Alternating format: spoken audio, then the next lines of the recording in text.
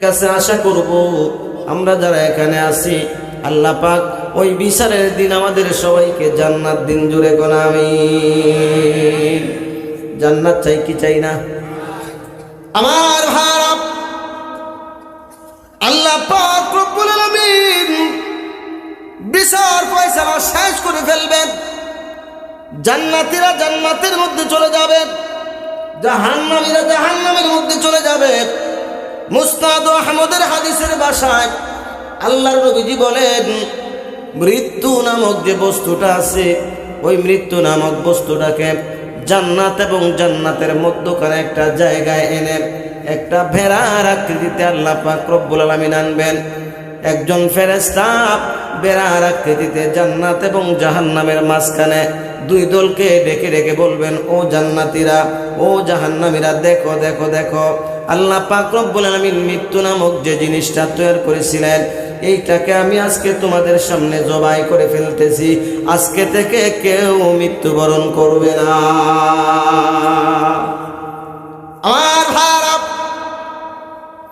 জান্নাতীরা জান্নাতে আর জাহান্নামীরা জাহান্নামে চিরস্থায়ী বসবাস করতেছে, অবস্থান করতেছে। হঠাৎ করে একজন জান্নাতীর মনের মধ্যে কল্পনা জাগবে, মনে মনে কল্পনা করবে, আহারে, দুনিয়ার জমিনে আলেমদের জবান থেকে শুনেছি, আল্লাহর রসুলের হাদিস থেকেও পড়েছি, আল্লাহর নবী বলেছেন, আল মারউ মা'a মান আহাব্বা, দুনিয়াতে যার সাথে তার ভালোবাসা, তার সাথে তার হাসর হবে। ঠিক কিনা জোরে বলেন, শুনেন নাই নাকি আপনারা? ও মুসলমান, চুয়াডাঙ্গার শিক্ষিত মুসলমান, ওই জন্য যার তার সাথে ভালোবাসা করা ঠিক না, যার তার সাথে বন্ধুত্ব করলে কিন্তু কিয়ামতে পস্তানো লাগবে। ঠিক কিনা জোরে কোন? এই জন্য যার তার সাথে ভালোবাসা করা উচিত নয়। একজন মুসলমান কার সাথে ভালোবাসা করবে? ১৫০০ বছর আগে আল্লাহর রসুল হাদিসে বলে গিয়েছেন। আল্লাহর রসুল বলেছেন, সাহাবায়ে কেরাম প্রশ্ন করলেন, ইয়া রাসূলুল্লাহ, কার সাথে বন্ধুত্ব করব? আল্লাহর নবী বলেন, ও আমার সাহাবীরা, শুনো, তোমরা যদি কোনো মানুষের সাথে বন্ধুত্ব করতে চাও, প্রথমে লক্ষ্য করে দেখবা লোকটার মধ্যে ৩টা গুণ পাওয়া যায় কিনা। জোরে কোন, কয় গুণ? আর একটু জোরে। জোর হলো না, সবাই মিলে একসাথে 3টা গুণ লাগবে। 1 নাম্বার গুণ, ভালো করে শুনেন, ওয়াজ কিন্তু বাড়িতে নিয়ে যাওয়া লাগবে। 1 নাম্বার গুণ, আল্লাহর নবীজি বলেন, যাক্কারাকুম বিল্লাহি রুয়াতুহু, তুমি যার সাথে বন্ধুত্ব করবা তার 1 নাম্বার গুণ হওয়া লাগবে, যাকে দেখলে আল্লাহ স্মরণ হয়। যাকে দেখলে কি হয়? আল্লাহর কথা মনে হয়। 2 নাম্বার গুণ, যাদাত ফি ইলমিকুম মানতিকুহু, যার কথা শুনলে তোমার ইলম বৃদ্ধি পায়। 3 নাম্বার গুণ, যাক্কারাকুম বিল আখিরাতি আমালুহু, যার আমল দেখলে পরকালের কথা স্মরণ হয়। এরকম 3টা গুণ দেখে বন্ধুত্ব করবা। ও মুসলমান, আজকালকে তোমরা মুসলমানের সন্তান, যার তার সাথে বন্ধুত্ব করে ফেলি, যার তার সাথে ভালোবাসা করে ফেলি। ঠিক কিনা জোরে কর, আর একটু জোরে কন, ঠিক কিনা? বর্তমান জামানায় যুবক যুবতীর ভালোবাসা আছে না নাই? আপনাদের চুয়াডাঙ্গাতেও আছে নাকি? আছে নাকি? ওই ভালোবাসা জায়েজ না হারাম? আর একটু জোরে কন। যেইটা আল্লাহ পাক করেছেন হারাম, এইটাই বর্তমানে আমাদের কাছে বেশি হারাম। ঠিক কিনা জোরে কন? যুবক ভাইরা, ও চুয়াডাঙ্গার যুবক, তুমি যার সাথে ভালোবাসা করতে চাও, তার ভালো গুণ আছে আর খারাপ গুণ আছে না নাই? দোষগুলো আছে না নাই?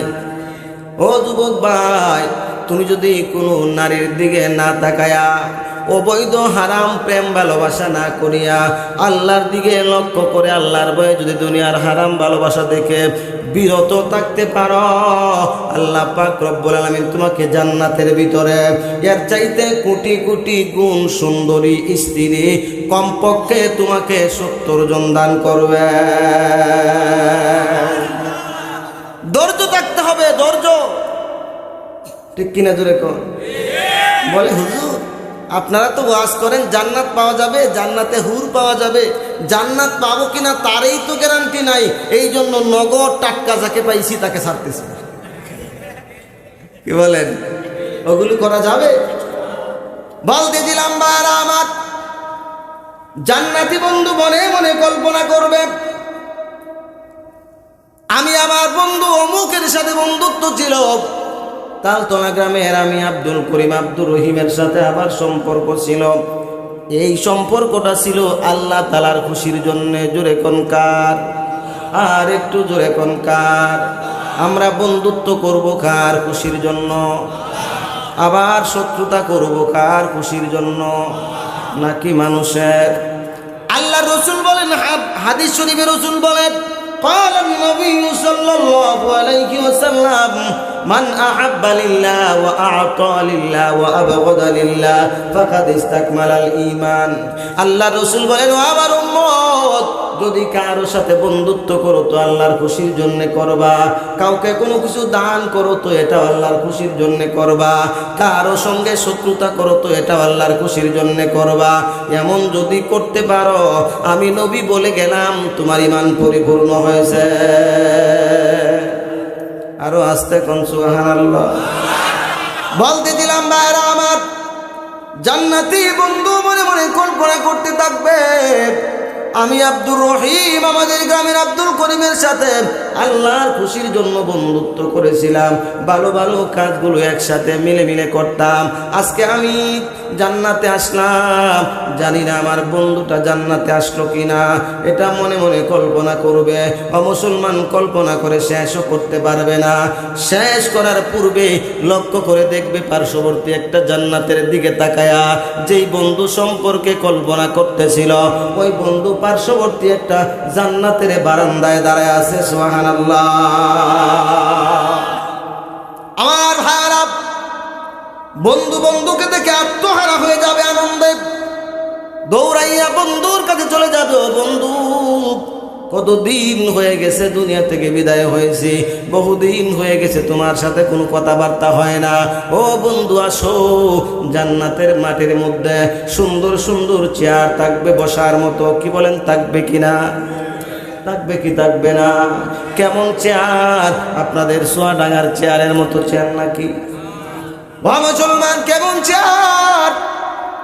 আল্লাহর রাসূল জান্নাতের নিয়ামত সম্পর্কে বলেন, قال النبي صلى الله عليه وسلم أعددت لعبادي الصالحين ما لا عين رأت ولا أذن سمعت ولا خطر على قلب بشر। আল্লাহর রাসূল বলেন, আল্লাহ পাক রব্বুল আলামিন নেককার বান্দাদের জন্য, সালিহিন বান্দাদের জন্য জান্নাতের ভিতরে এমন এমন নিয়ামতের ব্যবস্থা করেছেন যেই নিয়ামত জিন্দেগিতে কোনোদিন কোনো মানুষের চোখ দেখে নাই। এত সুন্দর নিয়ামত আল্লাহ ব্যবস্থা করেছেন জান্নাতের ভিতরে, যেই নিয়ামতের বর্ণনা কোনোদিন কোনো কান শুনে নাই, এমনকি দুনিয়ার কোনো মানুষ কল্পনাও করতে পারবে না, কল্পনার জগতে ছবি আঁকতে পারবে না। এত সুন্দর জান্নাত আমরা সকলেই চাই কি চাই না? আর একটু জোরে কোন চাই কি চাই না? জান্নাত চাইতে হলে কাজ করা লাগবে না কি ফিরি ফিরি? কি বলেন, জান্নাত কি ফিরি পাওয়া যাবে না? আর ভাইরা, আমরা বাঙালিরা তো বড় চালাক। এক লোক বলতেছে, ভাই যান মিষ্টি খান, মিষ্টি খাওয়া সুন্নত। কয় আলহামদুলিল্লাহ। কয় মিষ্টি খাওয়ার পরে তো টাকা দেয়া লাগবে। কয় নাউজুবিল্লাহ। মিষ্টি খায়া সুন্নত আদায় করতে রাজি আছে, জিহাদের ময়দানে জীবন দিয়া সুন্নত আদায় করতে রাজি না। ঠিক কিনা জোরে কয়? মিষ্টি মিষ্টি সুন্নত গুলা পালন করি, কঠিন গুলার কাছেও নাই।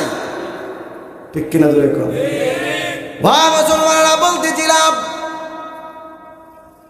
জান্নাতি দুই বন্ধু জান্নাতের মাঠের মধ্যে চেয়ারের মধ্যে বসবে, বসিয়া তাদের পিছনের দিনের গল্পগুলো করতে থাকবে। গল্প করে শেষও করতে পারবে না। তাফসীরের কিতাব প্রমাণ করে লক্ষ লক্ষ মাইল দূরের জাহান্নাম ওই দুই বন্ধুর চোখের সামনে বাসায় ধরবেন। তারা জান্নাতের ময়দান থেকে বসে, মাঠ থেকে বসে লক্ষ্য করে দেখবে জাহান্নামের দিকে। জাহান্নামের মধ্যে তাদের কিছু পরিচিত মানুষ আগুনে জ্বলতেছে। পরিচিত কিছু মানুষ জাহান্নামে দেখা যায় জ্বলতেছে।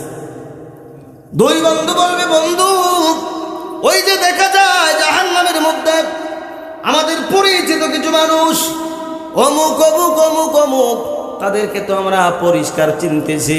আমাদের এলাকায় তো বাড়িঘর ছিল, আমরা তো একই রাস্তা দিয়ে চলাফেরা করতাম, একই বাজারে বাজার করতাম, একই হাওরের মধ্যে কৃষিকাজ করতাম, সবগুলোই তো একসাথে করলাম।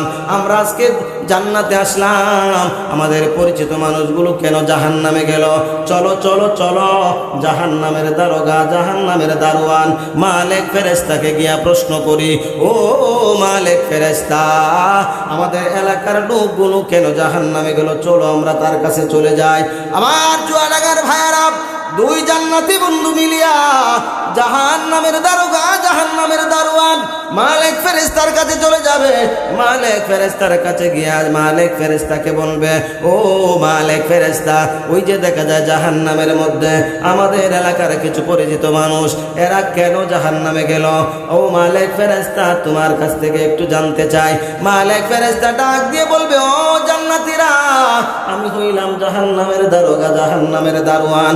আমার কাজ হলো গেট লাগানো আর গেট বন্ধ করা আর খুলে দেওয়া। কে জাহান্নামে গেল, কোন সময় গেল, জাহান্নাম থেকে কে বের হইল, এটা আসলে আমি জানিও না, আমার জানার বিষয়ও না।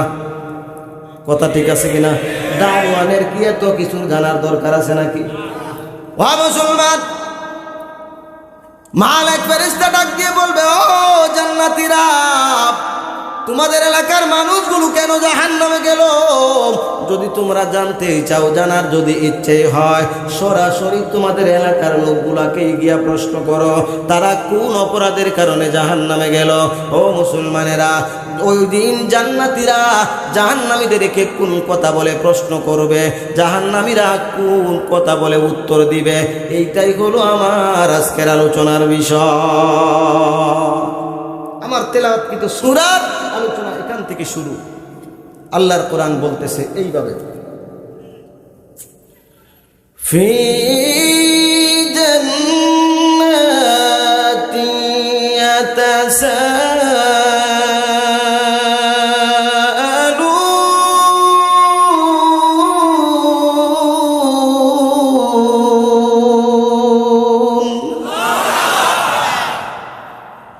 আনিল মুজরিমিন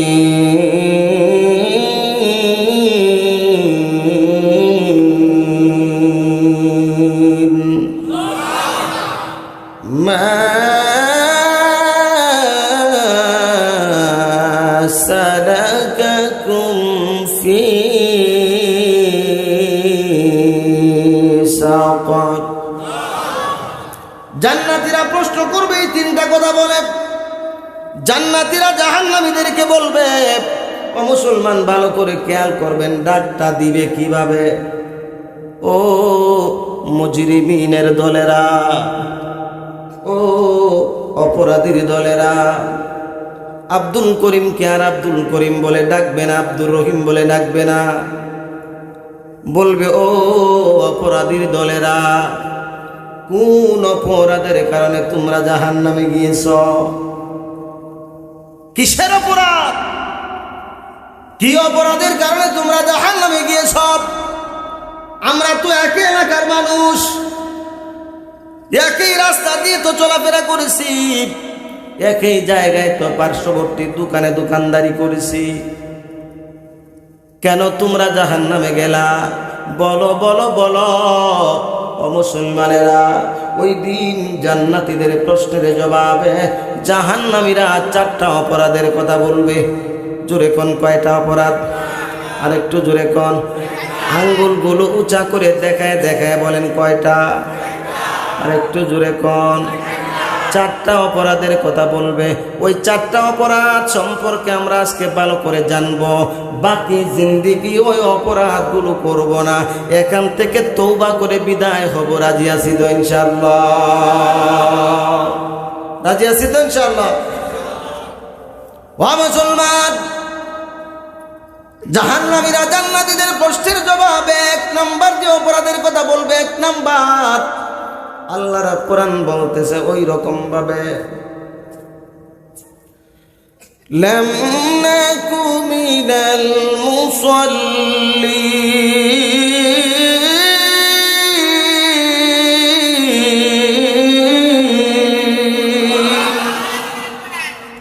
1 নাম্বার অপরাধ, 1 নাম্বার অপরাধ, দুনিয়ার জীবনে আমরা মুসল্লি ছিলাম না। হায়াতে জিন্দেগিতে আমরা মুসল্লি ছিলাম না। ও চুয়াডাঙ্গার মুসলমান, আপনাদের চুয়াডাঙ্গার ভাষায় মুসল্লি কাকে বলা হয়? যেই ব্যক্তি বছরে 2 বার 2 দিন ঈদগাহে ঈদের নামাজ পড়তে যায়, বাকি সারা বছর নামাজ পড়ে না, ওই ব্যক্তিকেই কি মুসল্লি বলা হয় নাকি? এই ব্যক্তি মুসল্লি না। তাহলে যেই ব্যক্তি প্রতি শুক্রবার আসলে পরে এই রকম ভাবে যায় নামাজটাকে ভাঁজ করে বগলের নিচে দিয়া ইমাম সাহেবের পিছনে সরাসরি গিয়া বসে, ইমাম সাহেব কোন রকম সালামটা ফিরে নামাজটা শেষ করতে পারলেই চলে, পিছনে সুন্নত আছে কিনা এটাও চিন্তা করে না, পিছনে কেউ নামাজে দাঁড়াইছে কিনা এটাও চিন্তা করে না, ঢুসায়া মসজিদ থেকে দৌড়ায়া বের হয়, তাকেই তো মুসল্লি বলে। এমন মুসল্লি তো আপনাদের চুয়াডাঙ্গাতে নাই, আপনাদের এখানে আছে নাকি? ভাই মুসলমান, মাঝে মধ্যে নামাজ পড়ে, মাঝে মধ্যে নামাজ ছাড়ে, তাদেরকে মুসল্লি বলা যাবে না। ঠিক কিনা জোরে কোন? আল্লাহর কোরআন যেই মুসল্লির কথা এখানে বলেছেন, যেই ব্যক্তি 5 ওয়াক্ত নামাজ গুরুত্ব সহকারে সহি শুদ্ধভাবে ইতিমামের সাথে জামাতের সাথে আদায় করবে, তাকেই মুসল্লি বলা হয়। ওয়া মুসলমান, নামাজটা সহি করে পড়ার দরকার আছে না নাই? আর একটু জোরে কোন দরকার আছে না নাই? কেমন দরকার, কেমন দরকার? আমার ভাইরা, নামাজ ভেঙে যাওয়ার 19টি কারণ আছে। আপনি হয়তোবা বলতে পারবেন না, আমিও বলতে পারবো না, কিন্তু নুরানি মাদ্রাসার একজন ছাত্রকে বলেন নামাজ ভঙ্গের 19টি কারণ বলো, পটপট করে বলে দিবে। ঠিক কিনা জোরে কোন? ঠিক কিনা জোরে কোন? এই সমস্ত মাদ্রাসাগুলো জমিনে টিকে থাকার দরকার আছে না নাই? আর একটু জোরে কোন দরকার আছে না নাই? ও মুসলমান, যতদিন পর্যন্ত মাদ্রাসা টিকে থাকবে, জমিনে যতদিন মাদ্রাসা থাকবে, কোরআনের বিরুদ্ধে, ইসলামের বিরুদ্ধে যত ষড়যন্ত্রই হোক না কেন, ইসলাম নহিরা, কোরআন নহিরা জমিন থেকে আল্লাহর কোরআনকে বিদায় করতে পারবে না। মাদ্রাসাগুলি যদি বন্ধ করে দিতে পারে তো ইসলাম বিদায় করতে পারবে। ঠিক কিনা জোরে কোন? এই জন্য যত মাথা ব্যথা সব মাদ্রাসা নিয়ে। ঠিক কিনা জোরে কোন? মুসলমান, মাঝে মধ্যেই বলে এরা আসলে নিজেদেরকে প্রগতিবাদী বলে দাবি করে। আমি বলবো তারা প্রগতিবাদী নয়, তারা হলো দুর্গতিবাদী। ঠিক কিনা জোরে কোন? বলে কি মাদ্রাসার মধ্যে জঙ্গিবাদের ট্রেনিং দেওয়া হয়, এই কথা বলা হয়। নাউজুবিল্লাহ। আস্তে কোন শয়তান শুনলে তো মাইন্ড করবে। ও মুসলমান, আমি আপনাদের যারা বলে মাদ্রাসার মধ্যে জঙ্গিবাদের ট্রেনিং দেওয়া হয়, আমি আপনাদেরকে আমন্ত্রণ করব, আপনারা আমাদের মাদ্রাসাগুলিতে আসুন। মাদ্রাসা নুরানি মাদ্রাসায় আপনারা ভর্তি হন। এর উপরে তো ভর্তি হওয়ার যোগ্যতা আপনাদের নাই। নুরানি মাদ্রাসায় ভর্তি হন, ভর্তি হইয়া দেখেন আমাদের মাদ্রাসাগুলোতে জঙ্গিবাদের প্রশিক্ষণ দেওয়া হয় নাকি আল্লাহর কোরআনের প্রশিক্ষণ দেওয়া হয়। ওগুলি কি রাজনৈতিক কথা? আল্লাহর কোরআনের পক্ষে কথা। ঠিক কিনা জোরে কর? বলার দরকার আছে না নাই? মুসলমান, যতদিন পর্যন্ত এই জমিনে কোরআন থাকবে, ইসলাম থাকবে, ততদিন থাকবে যতদিন মাদ্রাসা থাকবে, যতদিন দ্বীনের দাওয়াত থাকবে। ঠিক কিনা জোরে কোন? যেই দিনে জমিনে কোরআন থাকবে না, দ্বীনের দাওয়াত থাকবে না, ইসলাম থাকবে না, ইসলামপন্থীরা থাকবে না, ওই দিন আল্লাহ পাক রব্বুল আলামিন ইসরাফিল আলাইহিস সালামকে বলবেন, ইসরাফিল তুমি তোমার বাঁশি বাজায়া দাও, আমার মুমিন বান্দারা নাই, সুতরাং দুনিয়া আর টিকায় রাখার দরকার নাই।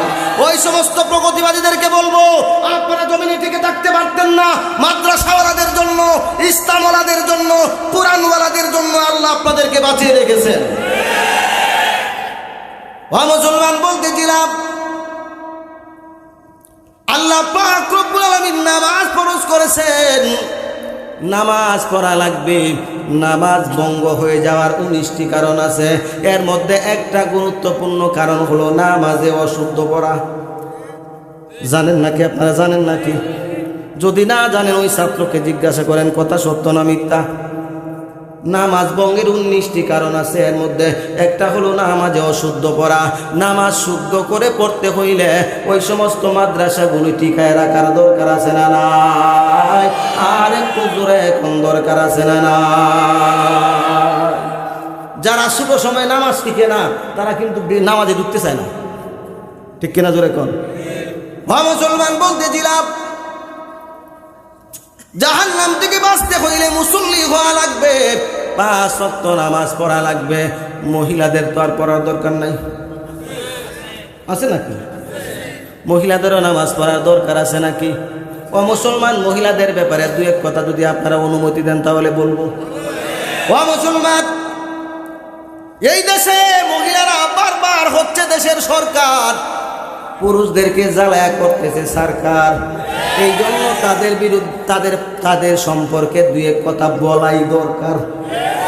ঠিক কিনা জোরে কর? আর একটু জোরে কন, ঠিক কিনা?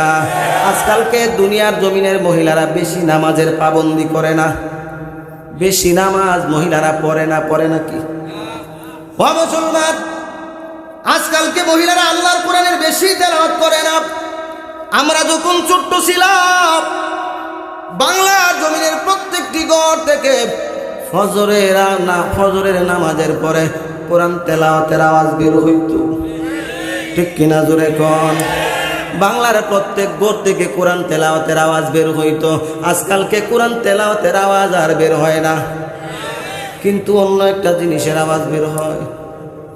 ঠিক কিনা জোরে কোন? ঠিক কিনা জোরে কোন?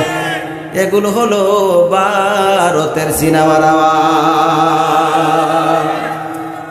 ও মুসলমান, আমাদের দাদিরা নানিরা কাজের কারণে অথবা অন্য কোনো ঝামেলার কারণে যদি একটা ওয়াক্তের নামাজ না পড়তে পারতেন, পরের দিন সেটা কাজা আদায় করতেন। ঠিক কিনা জোরে কোন?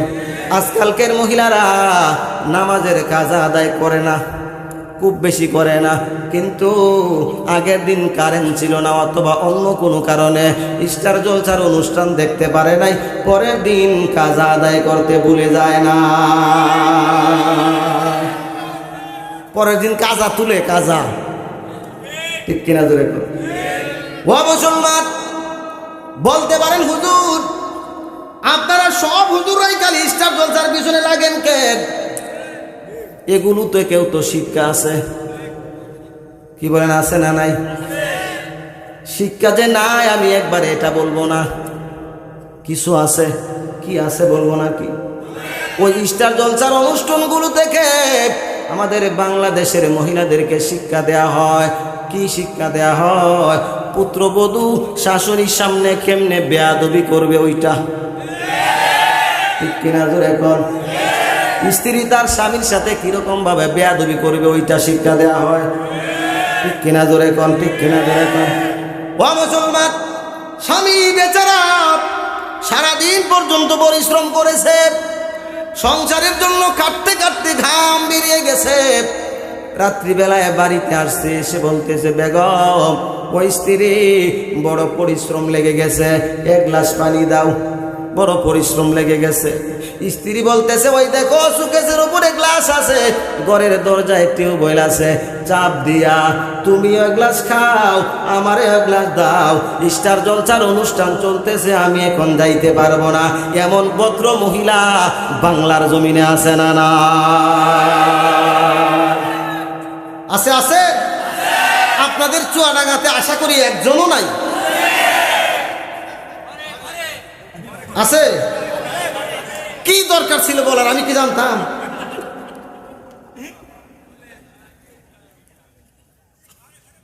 ও বাপ, যাদের কানে আমার মাইকের আওয়াজ যাচ্ছে গো বাপ, পরিষ্কার শুনে নেন। আজকালকের মহিলারা স্বামীকে বেশি মানতে চায় না, ঠিক কিনা জোরে এখন? আমাদের দাদিরা, দাদিরা, নানিরা কত মহব্বত করত, কত ভক্তি শ্রদ্ধা ছিল স্বামীদের প্রতি। আমি নিজে দেখেছি, আমার দাদি যখন সকাল বেলায় ঘুম থেকে উঠতেন, দাদা দাদির সাথে তো ঘুমাইতাম, ঘুম থেকে যখন উঠতেন বিছানাটা সালাম করে উঠতেন। আমি বলতাম, দাদি এগুলো কেন করো? বাইরে এখন বুঝবি না, পরে বুঝবি। সারা রাত্র একসাথে ছিলাম, না জানি ঘুমের তালে তোর দাদার গায়ে পা লেগে গেছে, এই জন্য সালাম করতেছি। ও মুসলমান, আপনাদের চুয়াডাঙ্গায় মনে হয়েছিল দাদা যদি বাড়িতে আসতে রাত্র হয়ে যাইতো, আমরা ফ্যামিলি সদস্য যারা আছি সকলকে খাওয়াইতো, কিন্তু দাদু খাইতো না, ঠিক কিনা জোরে কোন? ছিল কি ছিল না? বলতাম, খাও, কয় না খাওয়া যাবে না, তোর দাদা তো আসে নাই, তোর দাদা তো বাড়িতে আসে নাই। তো আমরা বলতাম, কেন, দাদা কি ভাত নিয়ে চলে গেছে নাকি? কয়টা বুঝবে না, স্বামীর আগে খাওয়া যায় না, বেয়াদবি হয়। আর আজকালকের মহিলারা স্বামী বেচারা খাটতে খাটতে জীবন শেষ, তিনি আর উনি দিব্যি আরামে খাইতেছে, পড়তেছে, কোনো খবর না। আছে না নাই? আপনাদের চুয়াডাঙ্গায় নাই? ওয়া মুসলমান, আল্লাহ রসুল কি বলেছেন? আজকালকে দেখেন, স্বামী স্ত্রীর প্রতি বেজার, স্ত্রী স্বামীর প্রতি বেজার, বছরের পর বছর যায়, সুন্দর করে সুনজরে একটা কথা কয় না। এরকম সংসারও আছে না নাই? স্বামীর সামনে কোনো সাজুগুজু করে না, যেই তিনার বাহিরে যাওয়া দরকার এমনি কত সাজ, তিনা জোরে এখন ব্যানওয়ালাকে দেখানোর জন্য, দোকানদারকে দেখানোর জন্য।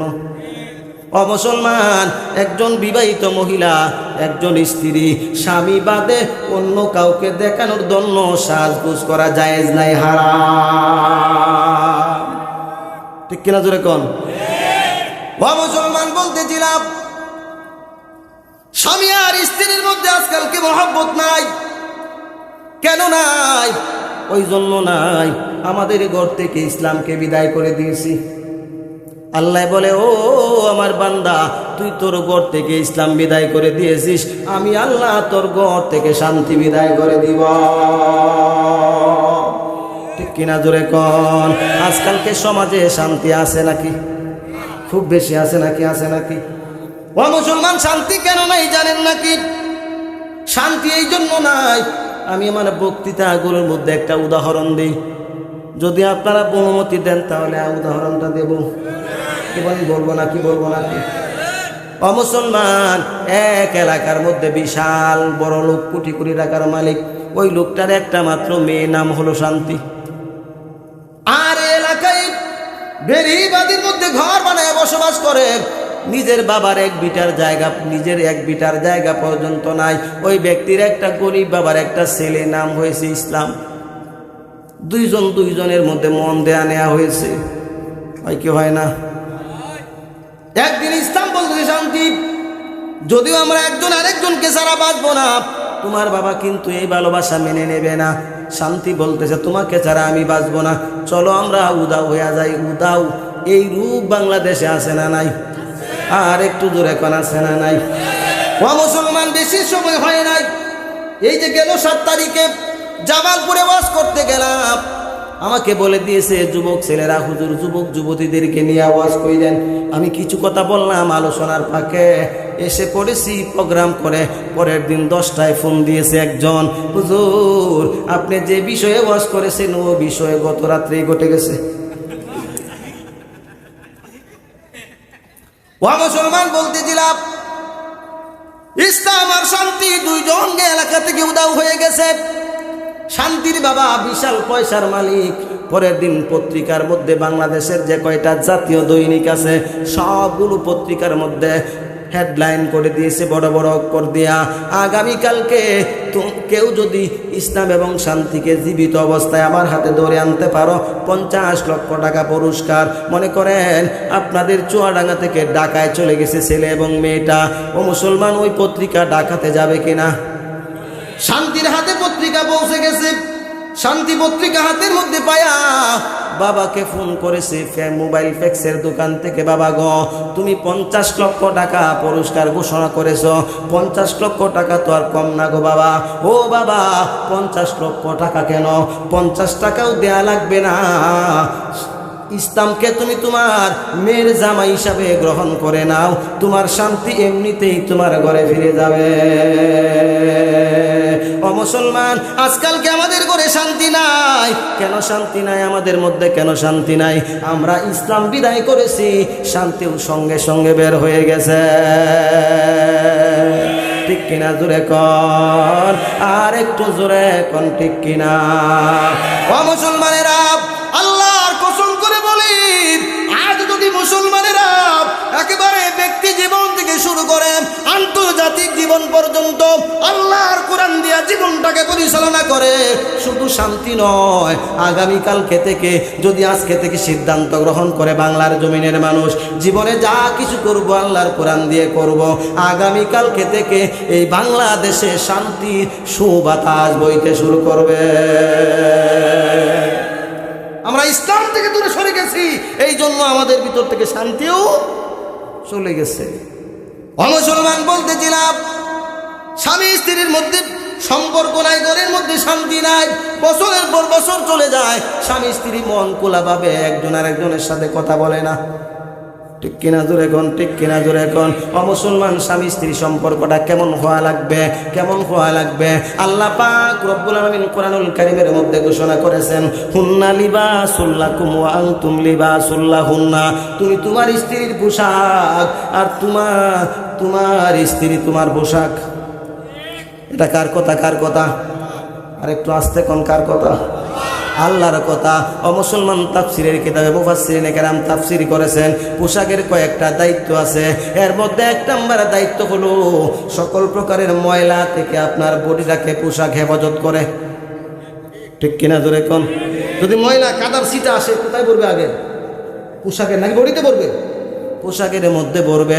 তার মানে হলো পোশাকের 1 নম্বর দায়িত্ব হলো বহিরাগত মহিলার আক্রমণ থেকে আপনাকে বাঁচাবে।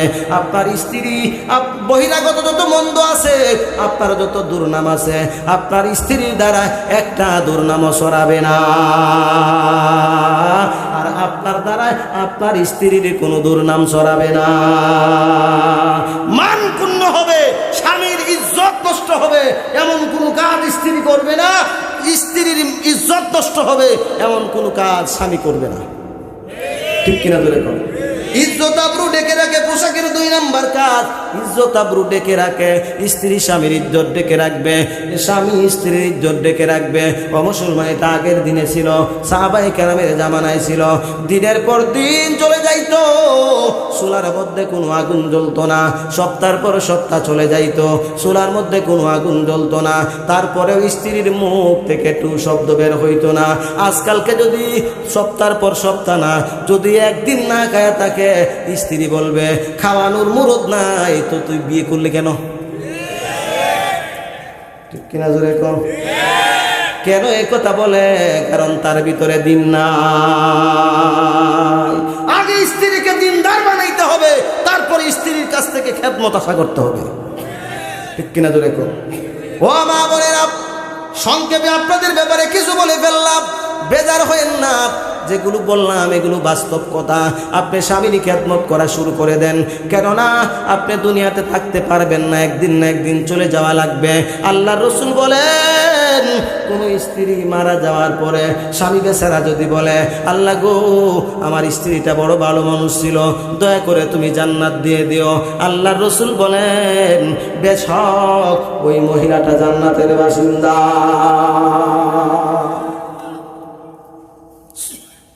স্বামী যদি কোনো স্ত্রী মারা যাওয়ার পরে ভালো ছিল এই কথা সাক্ষী দেয়, অন্তর থেকে সাক্ষী দেয়, আল্লাহ রাসূল বলেন ওই স্ত্রী জান্নাতে যাবে। স্ত্রীও যদি সাক্ষী দেয় তো স্বামী জান্নাতে যাবে। ও মুসলমান, বলতেছিলাম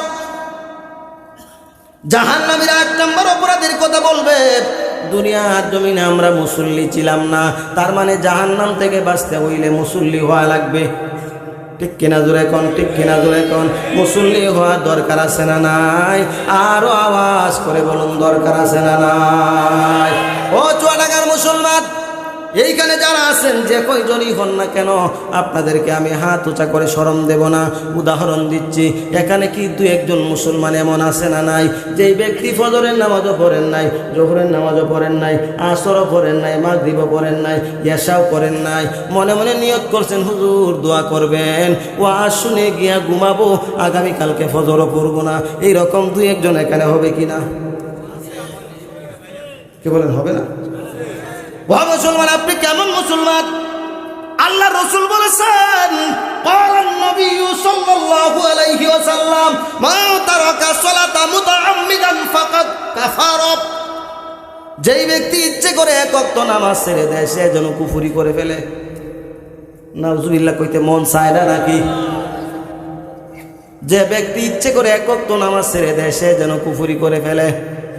ও চুয়াডাঙ্গার মুসলমান, বলেন তো কুফরি করে কি মুসলমান থাকা যায় নাকি? কুফরি করলে কি মুসলমান থাকা যায়? ও মুসলমান, আজকালকে দেখা যায় বাংলার জমিনে 1 তলা মসজিদ 2 তলা করা হচ্ছে, 2 তলা মসজিদ 3 তলা করা হচ্ছে, 3 তলা মসজিদ 4 তলা করা হচ্ছে। ওই যে মসজিদগুলো খালি বড় করা হইতেছে, ওগুলো কি ফজরের মুসল্লির জন্য নাকি জুমার মুসল্লির জন্য? 4 তলা মসজিদ, 3 তলা মসজিদ। আমি যেই মসজিদের মধ্যে জুমার নামাজ পড়াই ওই মসজিদটা হলো 3 তলা মসজিদ। শুক্রবার দিন আসলে পরে নিচের তালা, 2য় তালা, 3য় তালা, মাঝে মধ্যে এমন হয় 3 তালায়ও ধরে না, ছাদের উপরটাও ভরে যায়। মসজিদের সামনে দিয়ে রাস্তা আছে, রাস্তা বন্ধ করিয়া মানুষ রাস্তার মধ্যে নামাজ পড়ে। এটা হলো শুক্রবারে জুমার নামাজের দৃশ্য। ঠিক ওই দিন আসরের নামাজের সময় নিচের ফ্লোরটাই ভালো করে ভরে না। তাহলে আমি কি মনে করব ওই যে আসরে যারা নামাজ পড়তে আসছিল তারাই কেবল ওই এলাকার মানুষ, আর বাকিগুলো চুয়াডাঙ্গা থেকে গিয়েছিল? চুয়াডাঙ্গা থেকে আপনারা গিয়েছিলেন? তাহলে তো পাকিস্তান থেকে আইছিল মনে হয়। তাহলে ওই এলাকার এই মানুষ, ঠিক কিনা জোরে কোন? মসজিদের মহল্লার এলাকার এই মানুষ। ও মুসলমান, আজকালকে আমরা মসজিদগুলোকে বড় করতেছি, মসজিদগুলোকে বড় করতেছি। খালি কমিটি বলে, আমরাও বলি, মানুষের জায়গা ধরতেছে না, মসজিদ বড় করা দরকার, মসজিদ বড় করা দরকার। ওটা কেবলমাত্র 1 ওয়াক্তের নামাজের জন্য। ঠিক কিনা জোরে কোন, ঠিক কিনা জোরে কোন? সপ্তাহে 1 ওয়াক্তের নামাজের জন্য মসজিদ বড় করতেছি। ও মুসলমান, সপ্তাহে 1 ওয়াক্তের নামাজের জন্য মসজিদ এত বড় কইরা লাভ কি? আজকে থেকে আমরা আর মসজিদের জন্য কালেকশন করব তো ঠিক আছে, সাথে সাথে আর একটা কালেকশন করবো, এটা হলো মুসল্লি কালেকশন। ঠিক কিনা জোরে কোন, ঠিক কিনা জোরে কোন? টাকাও কালেকশন করা লাগবে, মুসল্লিও কালেকশন করা লাগবে। ঠিক কিনা জোরে কোন? ও মুসলমান, আসেন তো আমরা ওয়াদা করে ফেলি। এইখানে যারা আছি বলবেন হুজুর এতদিন পর্যন্ত বুঝি নাই, আজকে থেকে বুঝে এসেছে নামাজ না পড়লে কাফের হওয়া লাগবে। ঠিক কিনা জোরে কোন? কার কথা, কার কথা? আল্লাহ রসুলের কথা। নামাজ না পড়লে কাফের হওয়া লাগবে। ও মুসলমান, কাফের হইয়া দুনিয়াতে বাইসা তাই লাভ নাই, ইমানদার হইয়া বাঁচতে লাভ আছে না নাই? ইমানদার হইয়া বাঁচতেও লাভ, মরলেও লাভ। কাউকে যদি ডাক দেয়া হয় হুজুর, কেউ যদি কাউকে ডাক দেয়া হয় আসেন একটু ভাই আজান পড়ছে নামাজে যাই, কয় হুজুর কেমনে যাইব, কাপড় সুপর ভালো না। কি বলেন? হুজুর কাপড়ের সমস্যা আছে, কেন সমস্যা আছে? কারণ সে প্রস্রাব করে পানি নেয় নাই। ও মুসলমান, কাপড়টা যদি নাপাক হয়, শরীরটাও নাপাক হয়ে গেছে, আমার তো মাথায় চিন্তা আসা দরকার, আমার কাপড়ও নাপাক, শরীরও নাপাক। এই মুহূর্তে যদি আমার কাছে মালাকুল মউত আসে, আল্লাহর কসম আমার জবান দিয়ে কালিমা আসবে না। আমার জবান দিয়ে যদি কালিমা না আসে, কবরে বিপদ, হাসরে বিপদ, ফুলতেরাতে বিপদ, মিজানে বিপদ, বিপদ আর বিপদ। ও মুসলমান, বিপদ থেকে বাঁচার দরকার আছে না? না, বিপদ থেকে বাঁচতে হইলে তো নিজেকে পাক সাপ রাখা লাগবে। ঠিক কিনা জোরে কোন, ঠিক কিনা জোরে কোন। আজকে থেকে আর নিজেকে না পাক রাখবো না। রাস্তার পাশে গিয়া, ড্রেইনের কাছে গিয়া, ও যুবক তওবা করো, আজকে থেকে আর দাঁড়ায় দাঁড়ায় ছেড়ে দেব না। কি বলেন? দাঁড়ায় দাঁড়ায় মেশিন চালায় দেয়। কেন দেয়? এমন কাপড় পরেছে সে তো বসতেই পারে না। বসতে চাইলে তো পিছন দিকে 3 পাল্টি খাইব।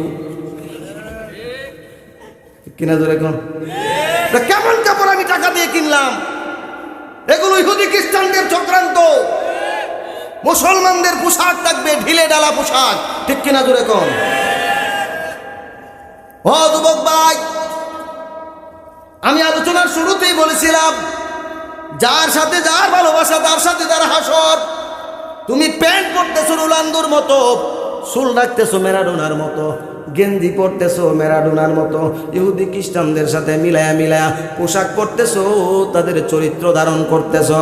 আল্লাহর কসম, ইন্তিকাল করার পরে তোমার নামে জান্নাত লেখা থাকবে না।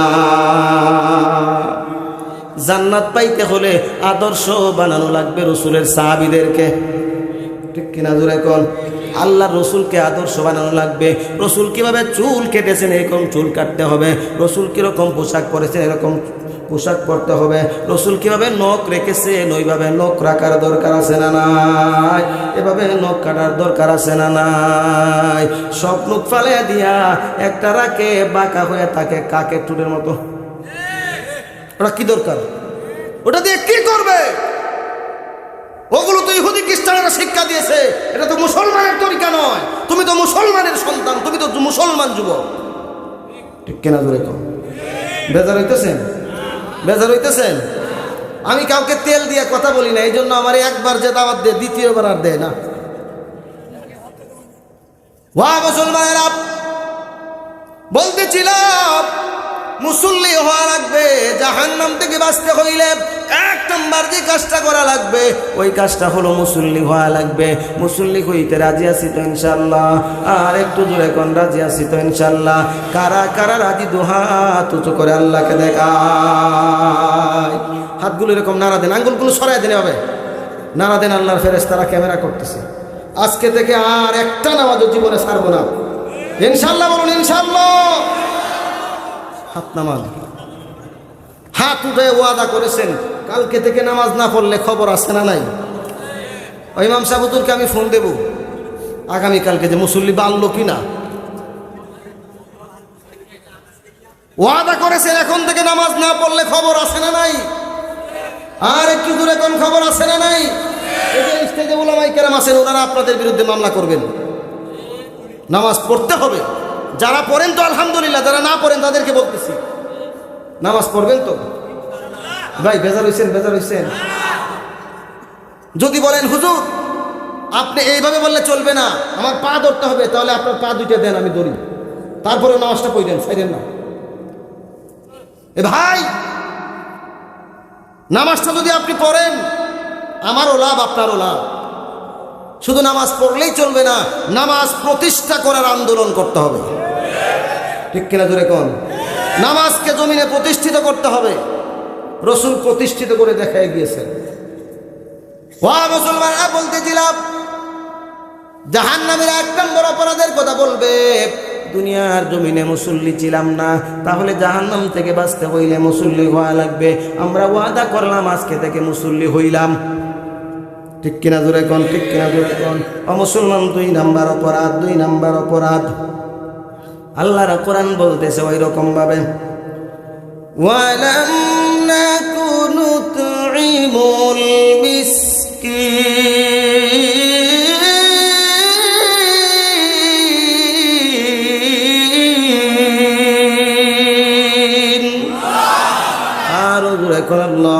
আকবার। মুসলমান, 2 নাম্বার অপরাধ, জাহান্নামীরা নিজের মুখ দিয়া বলবে আমরা দুনিয়ার জমিনে মিসকিনকে খাবার দিতাম না। আলোচনা কি আপনাদের কাছে খারাপ লাগতেছে? শেষ করে ফেলবো তো? 2-1 জন তো উঠাউটি করতেছেন। ও তাহলে কি তারা 1 নাম্বার 2 নম্বরে যাচ্ছে? কি বলেন? এখন থেকে যারা উঠবেন আমাকে নাম্বার দেখাবেন। যারা 1 নাম্বার বলবেন বুঝবো যে আপনি প্রস্রাব করতে গিয়েছেন।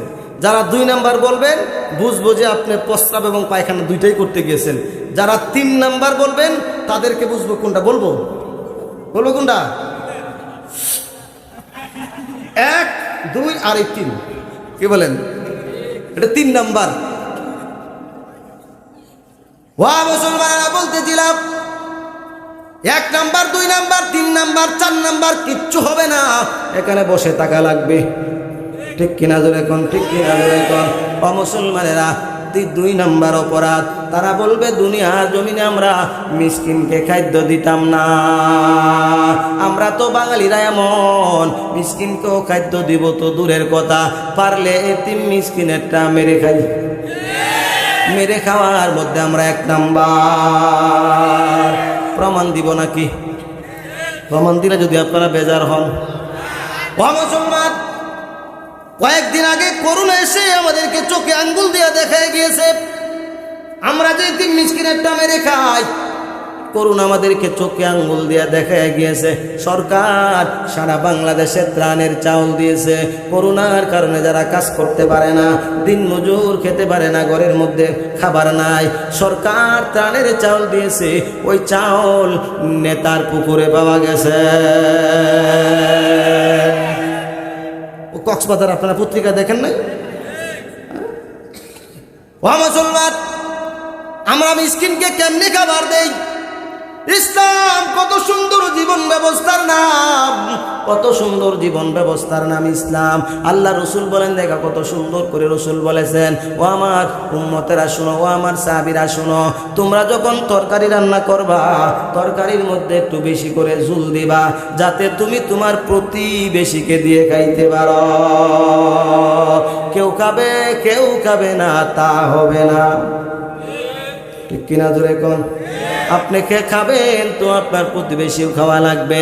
আপনি খুরমা পোলাও খাচ্ছেন, আপনার প্রতিবেশী যদি উপবাস থাকে, না খাইতে পায় উপবাস থাকে, কিয়ামতের ময়দানে এই কারণে আপনাকে আল্লাহর দরবারে আসামি হওয়া লাগবে। ও মুসলমান, ইসলাম কত জীবন সুন্দর জীবন ব্যবস্থার নাম, কত সুন্দর জীবন ব্যবস্থার নাম। ও মুসলমান, মিসকিনকে খাদ্য দেয়া লাগবে। মিসকিনকে খাদ্য দেয়া তো দূরের কথা, পারলে আমরা এতিম মিসকিনেরটা মেরে খাই। ঠিক কিনা জোরে কোন? মেরে খাওয়া যাবে না, মেরে খাওয়া যাবে না। এতিম মিসকিনকে খাদ্য দিলে লাভ আছে না নাই? আর একটু দূরে কোন আছে না নাই? কেমন লাভ, কেমন লাভ। আব্দুল্লাহ ইবনে মুবারক রাহমাতুল্লাহ আলাইহির নাম তো আমরা শুনেছি। আমরা সবাই না শুনতে পারি, কিন্তু ওলামারা শুনেছেন, কারণ আলেম হয়েছে। আব্দুল্লাহ ইবনে মুবারকের নাম জানে না এমন কোন আলেম দুনিয়াতে নাই। ও মুসলমান, বিশাল বড় একজন মুহাদ্দিস ছিলেন দুনিয়াতে, জবরদস্ত মুহাদ্দিস। কেমন বড় মুহাদ্দিস! এখানে তো আমরা আমাদের আলেম সারা সকলের এই সমাবেশ, কিন্তু একটা আলেমের সমাবেশ, শুধু আলেম আর আলেম। ওই সমাবেশে যদি আব্দুল্লাহ ইবনে মুবারক রাহমাতুল্লাহ আলাইহি যাইতেন, একজন আলেম দাঁড়ায়া বলতেন, আজকের সমাবেশে আব্দুল্লাহ ইবনে মুবারক পূর্ণিমার চাঁদের মতো। এত বড় আলেম ছিল। ও মুসলমান, আব্দুল্লাহ ইবনে মুবারক রাহমাতুল্লাহ আলাইহি, ওনার নীতি ছিল, এটা ওনার নীতি, যা ইনকাম করতেন, যাই হতো, সারা বছরের ইনকামকে 3 ভাগ করতেন। জোরে কোন কয় ভাগ? 3 ভাগ করতেন। 1 ভাগ তারা ফ্যামিলির জন্য রাখতেন, 1 ভাগ দান খয়রাত করতেন, আর 1 ভাগ হজ্জের খরচের জন্য রাখতেন। হজ করতে যাইতেন প্রতি বছর। ও মুসলমান, আব্দুল্লাহ ইবনে মুবারক রাহমাতুল্লাহ আলাইহি হজ্জে যাবেন, বর্তমান জামানার মতো তখনকার জামানায় এরোপ্লেন ফ্লাইটের ব্যবস্থা ছিল না। গাদার উপরে সোয়ার হইয়া, ঘোড়ার উপরে সোয়ার হইয়া, উটের উপরে সোয়ার হইয়া বহুদিন সময় লাগায়া হজ্জে যাওয়া লাগতো। পারস্য দেশের ঘটনা বলতেছি। মুসলমান আব্দুল্লাহ ইবনে মুবারক রহমতুল্লাহ আলাইহি হজ্জের সময় আগত বন্ধু বান্ধবেরা সাথীরা বাড়িতে চলে এসেছেন, হজ্জের জন্য রওনা হয়ে যাবেন অবস্থা। এমন সময় ছোট্ট সন্তানটা কান্না করতে করতে বাড়িতে এসেছে, আব্দুল্লাহ ইবনে মুবারকের সামনে এসেছে। মুসলমান আব্দুল্লাহ ইবনে মুবারক রহমতুল্লাহ আলাইহি সন্তানের কান্না দেখিয়া আর সহ্য করতে পারেন নাই। কি বলেন? কোন সন্তান যদি কান্দে বাবা কি সহ্য করতে পারে নাকি? সন্তানের চোখের পানি বাবার সহ্য হয় নাকি? ও মুসলমান, আর একটা কথা বলি, সন্তানের চোখের পানি বাবার সহ্য হয় না, মায়ের সহ্য হয় না, কিন্তু মায়ের চোখের পানি, বাবার চোখের পানি সন্তানের ঠিকই সহ্য হয়। ঠিক কিনা জোরে কম? আজকালকে তো যাদের মা বাবা বেঁচে আছে অনেকেই মা বাবাকে পাত্তাই দিতে চায় না।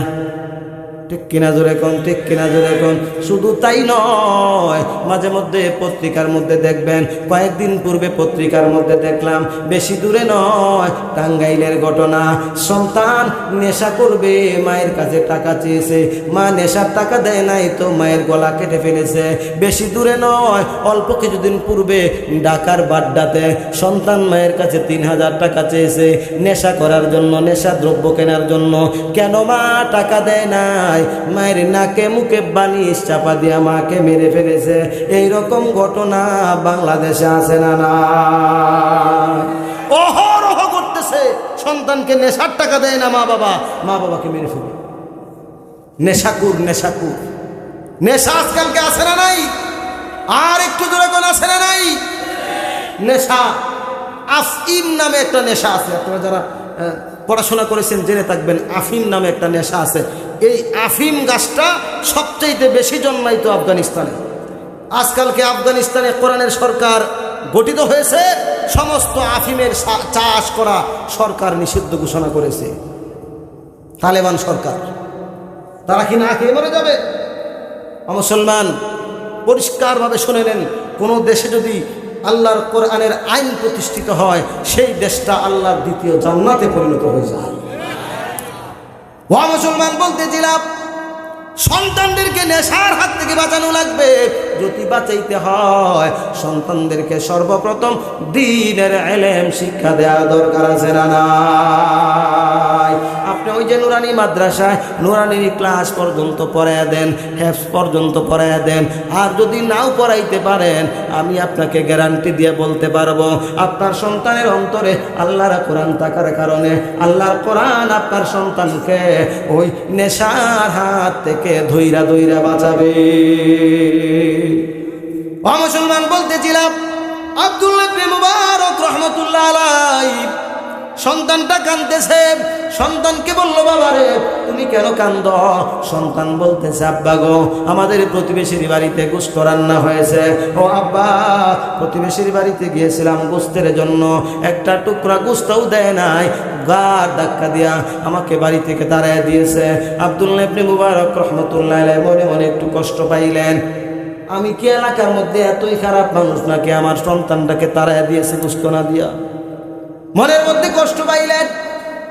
সন্তানটাকে হাতের মধ্যে ধরলেন, হাতের মধ্যে ধরিয়া ওই লোকের বাড়িতে চলে গেলেন। বাড়ির গেটের সামনে দাঁড়ালেন, অনুমতি চাইলেন। অনুমতি পাওয়ার পরে সালাম দিয়া বাড়িতে ঢুকলেন। এটাই তো ইসলামের তরিকা। ঠিক কিনা জোরে কোন? ঠিক কিনা জোরে কোন? আল্লাহর কোরআনের তরিকা। আল্লাহর কোরআন বলতেছে, ইয়া আইয়ুহাল্লাযীনা আমানু লা তাদখুলু বুয়ুতান গায়রা বুয়ুতিকুম হাত্তা তাস্তানিসু ওয়া তুসাল্লিমু আলা আহলিহা। হে ঈমানদারেরা, তোমরা নিজের ঘর ব্যতীত অন্যের ঘরে যখন যাও সালাম দাও, অনুমতি প্রার্থনা করো, অনুমতি পাওয়ার পরে প্রবেশ করো। আমরা তো কিসের অনুমতি? ভূতের মতো যার বাড়িতে মনে হয় তার বাড়িতে চলে যাই। ঠিক কিনা জোরে কম? ঘরের ভিতরে প্রবেশ করি, এইরকমও করি না অনেক সময়। ঠিক কিনা জোরে কম? আমি যে আরেকজনের ঘরে চলে যাচ্ছি, আমার তো বিবেক থাকা দরকার। এই ঘরে তো মহিলা আছে, উনি তো বেসতরও থাকতে পারে, ঠিক কিনা ধরে কর। মুসলমান, আমাদেরকে ইসলামের নিয়ম মেনে চলা লাগবে, ঘরের ভিতরে ইসলাম ঢুকাইতে হবে। বলতেছিলাম আব্দুল্লাহ ইবনে মুবারক রাহমাতুল্লাহি আলাইহি সালাম দিলেন, অনুমতি প্রার্থনা করলেন, অনুমতি পাওয়ার পরে বাড়ির ভিতরে প্রবেশ করলেন। প্রবেশ করিয়া বাড়িওয়ালাকে, বাড়ির মালিককে বলতেছে, ভাইজান আপনার বাড়ি থেকে গোশত রান্না হয়েছে নাকি? কয় জি হুজুর রান্না হয়েছে। ওই যে বাচ্চাটাকে নিয়ে আসছি, এটা আমার বাচ্চা, আপনি চিনেন নাকি? কয় জি হুজুর। আমার বাচ্চাটা আপনার কাছে গোশত চেয়েছিল নাকি? জি হুজুর। এক টুকরা গোশত দিয়ে দিলেই তো পারতেন, বাচ্চা মানুষ, এক টুকরা পেলেই তো সন্তুষ্ট হয়ে যেত। দেন নাই আমার সন্তানটাকে, আপনি তাড়াইয়া দিয়েছেন কেন? কেন আমি আপনার মনের মধ্যে কোনো কষ্ট দিয়েছি নাকি? এই কথা বলার পরে ওই লোকটা, প্রতিবেশী লোকটা চোখ থেকে পানির ফোঁটাগুলো ঝর্ণার মতো ছেড়ে দিয়েছে, গাল বেয়ে বেয়ে পড়তেছে। আব্দুল্লাহ ইবনে মুবারক বলতেছেন, ভাই আপনি কেন কান্দেন?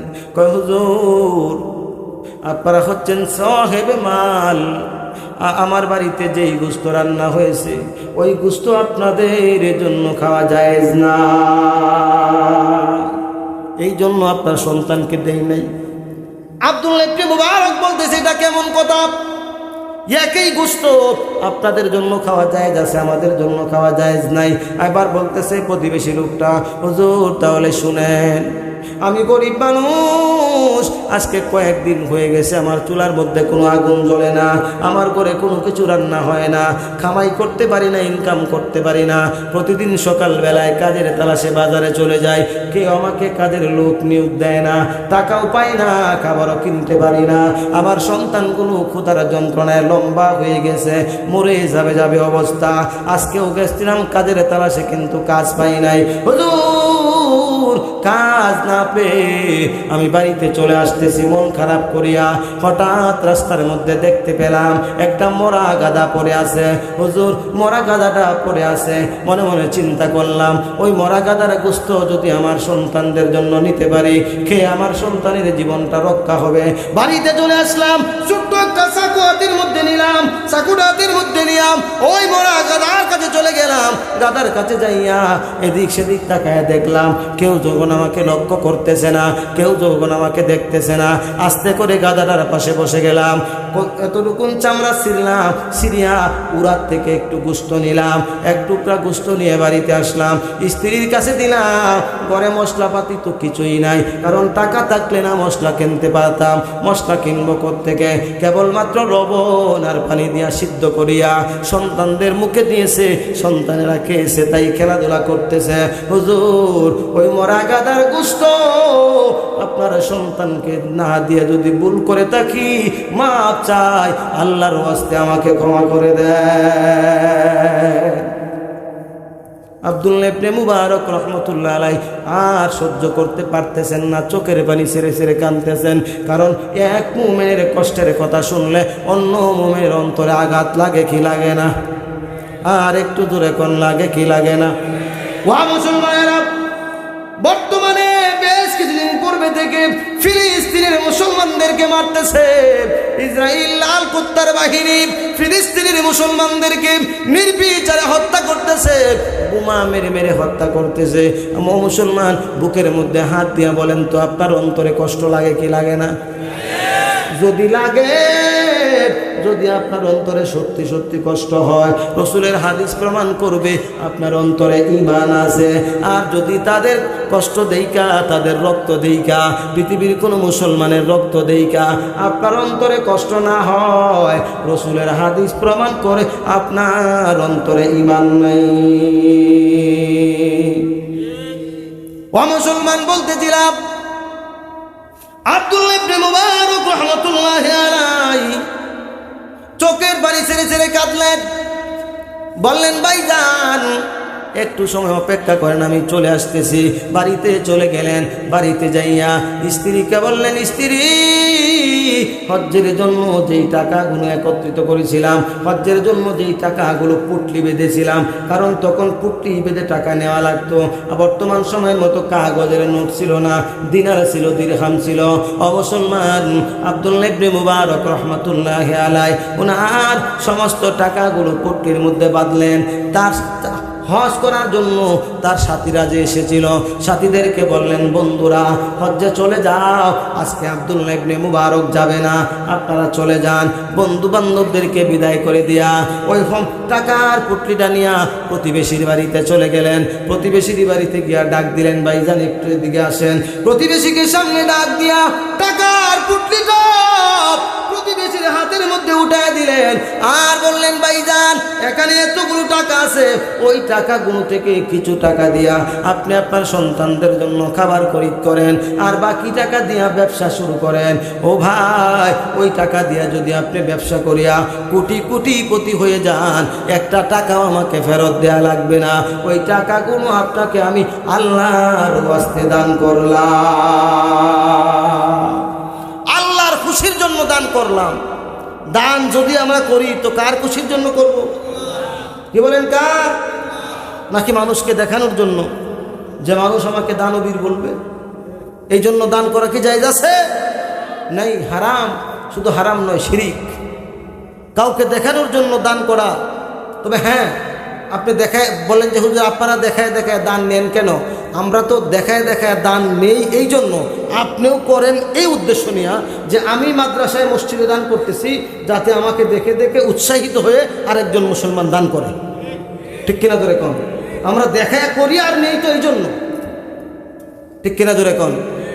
ওয়া মুসলমান বলতে জনাব আব্দুল্লাহ ইবনে মুবারক রাহমাতুল্লাহ আলাইহি প্রতিবেশীকে টাকাগুলো দিয়ে দিলেন। টাকাগুলো দিয়ে বাড়িতে চলে গেলেন। হজ্জে আর যাওয়া হলো না। বন্ধু বান্ধবেরা চলে গিয়েছেন হজ করার জন্য। হজ্জের কার্য সম্পন্ন হয়ে গেছে, বাড়িতে চলে এসেছেন হাজিরা। এক বন্ধু আব্দুল্লাহ ইবনে মুবারক রাহমাতুল্লাহ বাড়িতে এসে বলতেছে, আব্দুল্লাহ ইবনে মুবারক তুমি হজ থেকে কখন বাড়িতে আসলা? জোরে কোন আল্লাহু আকবার। আব্দুল্লাহ ইবনে মুবারক কি হজ করার জন্য গিয়েছিলেন নাকি? কেন যাইতে পারে নাই? টাকা দান করে দিয়েছে মিসকিনকে। ওয়া মুসলমান, আব্দুল্লাহ ইবনে মুবারক বলতেছে, বন্ধু আমি যাইতে পারি নাই, এই জন্য তুমি কি আমার সাথে মজা করতেছো নাকি মস্করা করতেছো না? কয় না না না, আস্তাগফিরুল্লাহ, মস্করা করব কেন? প্রশ্নই আসে না। আমি যখন বাইতুল্লাহর তওয়াফ করেছি তখনও আমি তোমাকে আমার সামনে দেখেছি। সুবহানাল্লাহ বলতে মন চায় না?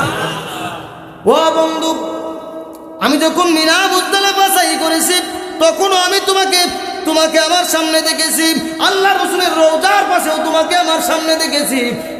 আমি জামরায়ে আকাবায় যখন পাথর মেরেছি তখনও তোমাকে আমার সামনে দেখেছি। হজ্জের সম্পূর্ণ কার্যে তোমাকে আমি দেখেছি। তবে এত মানুষের ভিড়ে তোমাকে ডাক দিতে পারি নাই, তুমি শুনবে না, এই জন্য ডাক দেই নাই। আব্দুল্লাহ ইবনে মুবারক বলতেছে, বন্ধু কি দেখেছো কি না দেখেছো এটা আমার দেখার বিষয় না। তবে বাস্তব হলো আমি এইবার হজ করার জন্য হজ্জে যাই নাই। আমি আমার টাকাগুলো গরিব প্রতিবেশীকে দান করে দিয়েছি, মিসকিনকে দান করে দিয়েছি। মুসলমান এই কথা বলে বন্ধুকে বিদায় করে দিলেন। বিদায় করে দিয়া আব্দুল্লাহ ইবনে মুবারক রাহমাতুল্লাহ আলাইহি ওই দিন রাত্রিবেলায় এশার নামাজের পরে খাওয়া দাওয়া করে ঘুমিয়ে গেছেন।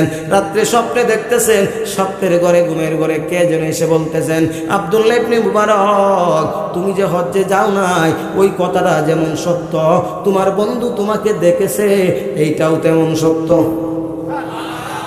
আর একটু আস্তে কোন সুবহানাল্লাহ, চিৎকার দিয়ে কোন সুবহানাল্লাহ, আওয়াজ করে কোন আল্লাহু আকবার। ওয়া মুসলমান, আব্দুল্লাহ ইবনে মুবারক রাহমাতুল্লাহ আলাইহি স্বপ্ন দেখতেছে। আনন্দ গেছে বলতেছে, আব্দুল্লাহ ইবনে মুবারক তুমি যে তোমার টাকাগুলো আল্লাহর ওয়াস্তে মিসকিনের পরিবারকে খুশি করার জন্য, মিসকিনকে খাদ্য দেওয়ার জন্য, মিসকিনের মুখে হাসি ফোটানোর জন্য তুমি যে তোমার টাকাগুলো দান করে দিয়েছো, আল্লাহর দরবারে তোমার দানটা এত মঞ্জুর হয়েছে, এত মঞ্জুর হয়েছে। আল্লাহ পাক রব্বুল আলামিন তোমার রূপ ধারণ করাইয়া একজন ফেরেশতাকে দিয়া তোমার পোশাক পরাইয়া তোমার পক্ষ থেকে হজ্জের সমস্ত কার্য সম্পন্ন করেছে। তোমার হজ আল্লাহর দরবারে মঞ্জুর হয়ে গেছে। মুসলমান, মিসকিনকে খাদ্য দিলে লাভ আছে না নাই? আরো দূরে কোন আছে না নাই? আমার ভাইরা, রাত্র 11:39 বেজে গেছে। আলোচনা আর সামনের দিকে বাড়ানো মনে হয় ঠিক হবে না। কি বলেন? শেষ করে দেই, দোয়া করে শেষ করে দেই। 11:39 বাজে।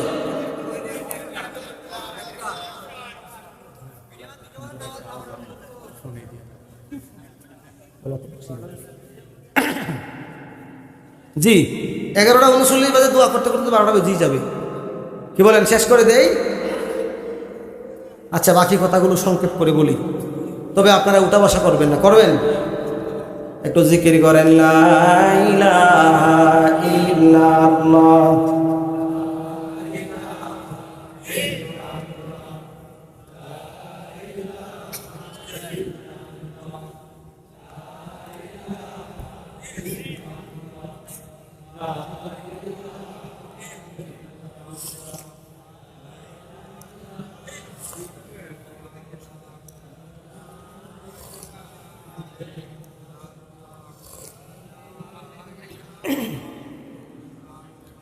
লা ইলাহা ইল্লাল্লাহ মুহাম্মাদুর রাসূলুল্লাহ সাল্লাল্লাহু আলাইহি ওয়াসাল্লাম।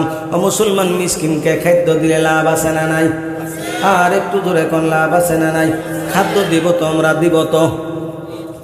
দেখবো পাড়া প্রতিবেশীর মধ্যে কে গরিব আছে, কার ঘরে খাবার নাই। আজকে থেকে আমরা খবর নিব তো ইনশাআল্লাহ। না নিলে কিন্তু নামাজ পড়াও লাভ নাই। গরিব মিসকিনকে খাদ্য দিতে হবে। আজকালকে গরিব মিসকিনকে তো ধনীরা খাদ্য দেয় না। অনেকেই দেয় না, সবাই দেয় না তা বলতেছি না, অনেকেই দেয় না। অনেকে আবার জাকাতের সময় হইলে কিছু দেয়। কি দেয়? জাকাতের কাপড় দিয়া 3000 লুঙ্গি আর 5000 শাড়ি। ঠিক কিনা জোরে কোন? মাইক দিয়ে ঘোষণা করে দেয়, অমুক সাহেবের বাড়িতে আগামী অমুক তারিখে জাকাতের শাড়ি লুঙ্গি বিতরণ করা হইবে। কি বলেন? ও মুসলমান, পত্রিকার মধ্যে দেখলাম বেশ কিছুদিন পূর্বে চট্টগ্রামে জাকাতের শাড়ি লুঙ্গি বিতরণ করেছে। অনেকগুলো শাড়ি লুঙ্গি বিতরণ করেছে। ওই জাকাতের লুঙ্গি আর শাড়ি আনতে যাইয়া এক মুরব্বী মানুষের চাপা চাপিতে পায়ের নিচে পিষ্ট হইয়া দুনিয়া থেকে বিদায় হয়ে গেছে। কেন কেন? মাইক দিয়া ঘোষণা কইরা কেন জাকাত দেয়া লাগবে? যেই ব্যক্তি জাকাত দিয়েছে তার দায়িত্ব হলো যাকে দিচ্ছে তার বাড়িতে পৌঁছায় দিবে। কিনা ধরে এখন মুসলমান, অনেক ধনীরা মনে করে জাকাত দিয়া গরিবের প্রতি অনুগ্রহ করতেছি। না না না, এমন মনে করার সুযোগ নাই। জাকাত দিয়া গরিবকে অনুগ্রহ করতেছি না, আমার জাকাত নিয়া গরিব আমার প্রতি অনুগ্রহ করতেছি। ঠিক কিনা ধরে কোন? আমার জাকাত যদি গরিব না গ্রহণ করত, ওই সম্পদ কবরে আমাকে সাপ বিচ্ছু হইয়া কামড়াইতো। তাহলে সে তো আমাকে দয়া করেছে। ও মুসলমান, ওমর ইবনে আব্দুল আজিজের জামানায় দুইজন ব্যক্তি জাকাতের পয়সা নিয়ে ঘুরতেছে, দেওয়ার মতো মানুষ পায় না। ও মুসলমান, আল্লাহর কসম করে বলি, এই সারা বাংলাদেশ বারবার ঘুরে ঘুরে আমি যতটুকুন জরিপ আমি করেছি, আমি আমার সিদ্ধান্ত জানাইতেছি। এই বাংলার জমিনে যত ধনী মানুষ আছে, যদি জাকাত দিত পাই টু পাই হিসাব করে, ইসলামের নিয়ম অনুযায়ী, কোরআনের নিয়ম অনুযায়ী পাই টু পাই হিসাব করে জাকাত দিত, মাত্র 2 বছর জাকাত দেওয়ার পরে আমার ধারণা 3য় বছরে জাকাত নেওয়ার মতো কাউকে পাওয়া যেত না।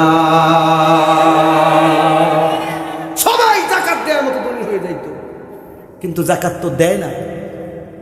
কি বলেন? জাকাত কেমনে দিবে? যেই ব্যক্তি জাকাত দিবে, যেই ব্যক্তি জাকাতের উপযুক্ত, তারই তো অভাব শেষ হয় না। হ্যাঁ? ঠিক কিনা বলেন? কোটি কোটি টাকার মালিক, দেখি তো গাড়ি জামে পড়লে গাড়ি দিয়ে চলে, ধনী মানুষ, পোশাকে আশাকে বোঝা যায় অনেক টাকার মালিক। ফকিরে এরকম টন করে গাড়ি জামে পড়লে, উত্তরার ভিতর ঢাকার ভিতরে গেলে এরকম টক করে আওয়াজ করে গ্লাসের মধ্যে, গ্লাসটা নামানোর পরে মামা আল্লাহর রাস্তায় 5 টাকা দেন, মাফ করো, বলে কি বলে না? ও মুসলমান, কোটি কোটি টাকার মালিক 5 টাকার জন্য ফকিরের কাছে মাপ চায়। আমি বলি, ও কোটিপতি, তুমি কেমন কোটিপতি হইলা 5 টাকার জন্য ফকিরের কাছেও মাপ চাও? কিসের কোটিপতি তুমি? ও মুসলমান, বলতেছিলাম জাকাতের শাড়ি আর লুঙ্গি দেয়, ওগুলো দিয়ে জাকাত হবে না। টাকার জাকাত টাকা দিয়ে দেয়া লাগবে। ও মুসলমান, কাপড়ের জাকাত কাপড় দিয়ে দেয়া লাগবে, ফসলের জাকাত ফসল দিয়ে দেয়া লাগবে, বস্তুর জাকাত বস্তু দিয়ে দেয়া লাগবে। ঠিক কিনা জোরে কোন? কেমনে দেয়া লাগবে? ওলামাই কেরাম আছেন, মুফতিয়ানে কেরাম আছেন, ওনাদের কাছ থেকে আমাদের জানার দরকার আছে না নাই? মানুষ আজকালকে আলেমের কাছে যায় না জানার জন্য। এই তো সম্ভবত গেল রমজানের আগের 2 রমজান আগে আমি যেখানে থাকি, এটা কাঠগড়া এলাকা, কাঠগড়া বাজারে এক ব্যবসায়ী, তার সাথে আমার ভালো মহব্বত আছে। রমজান মাসে তার দোকানে গিয়ে বসলাম, রমজান প্রায় শেষের দিকে তার দোকানে গিয়ে বসলাম। ওই যে মনোহারি দোকান আর কি, মুদি দোকান, অনেক বড় দোকান। তার দোকানের মধ্যে বসলাম, বলতেছে, হুজুর 1000 শাড়ি কিনেছি, 1000 লুঙ্গি কিনেছি। আমি বললাম, কেন? মানুষদেরকে জাকাতের কাপড় দেওয়ার জন্য। সে কি আসলে আমাকে জানাইছে, মাসলা জিজ্ঞাসা করছে, নাকি সে যে জাকাত দেনেওয়ালা এটা আমাকে বুঝাইছে? কি বলেন? সে আমাকে বুঝাইতে চায়, হুজুর আমি সাধারণ মানুষ না, আমিও জাকাত দেই। কি বলেন? এখন এই কথা বইলে তো সে ধরা খাই গেছে। কেমনে? আমি বললাম, কেন কিনেছেন? কয় জাকাত দেওয়ার জন্য কিনেছি। কয় আমি বললাম, জাকাত কাপড় আর শাড়ি দিয়ে দেয়া লাগবে, লুঙ্গি আর শাড়ি দিয়া, এটা আপনি কই পাইলেন? এখন তো হা করছে, মানে কইতেছে মৌলবীর কাছে বইলেও ধরা খাইলাম। কয় হুজুর মানুষে তো দেয় দেখি। আমি কই মানুষে তো কত কিছুই করে, আপনি কি সব করবেন নাকি? কয় হুজুর কেন হবে না নাকি? আমি কই না, এখন সামনে ঈদ, আপনি একজনের বাড়িতে একটা কাপড় পাঠাইলেন, যার বাড়িতে আপনি কাপড় পাঠিয়েছেন সে হয়তো বা কষ্ট মষ্ট কইরা একটা কাপড় কিনে ফেলেছে। এখন তার ঘরে সেমাই কেনার টাকা নাই। আপনি যদি টাকাটা দিতেন সেমাই কিনে খেতে পারত। ঠিক কিনা জোরে এখন? ঠিক কিনা জোরে এখন? মুসলমান, কাপড় দেয় তো ভালো কথা, মনটাকে বুঝাইতে পারতাম কাপড়টা যদি ভালো হইতো। এমন কাপড় দেয় যে কাপড় পইরা ভালো করে ইজ্জত দেখা যায় না। কাপড় আর মশারির মধ্যে কোনো পার্থক্য না। এগুলা লোক দেখানো ইবাদত, এগুলো আল্লাহর দরবারে কবুল হবে না। আপনারা মনে হয় খুব বেশি বেজার হইতেছেন আমার উপরে, খুব বেশি বেজার হইতেছে।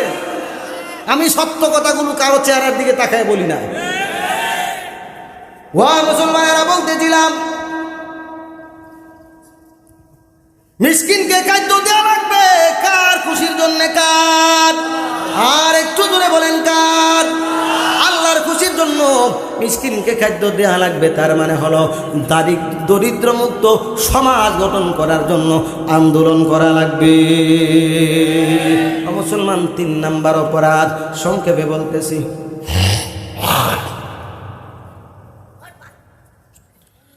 وَكُنَّا نَخُوضُ مَعَ الْخَائِضِينَ।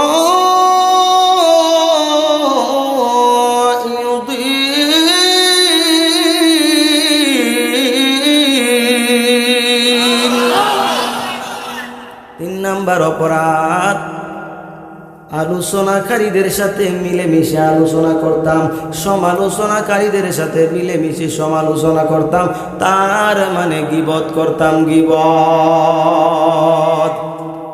গীবত আজকালকে বাংলার জমিনে আছে না?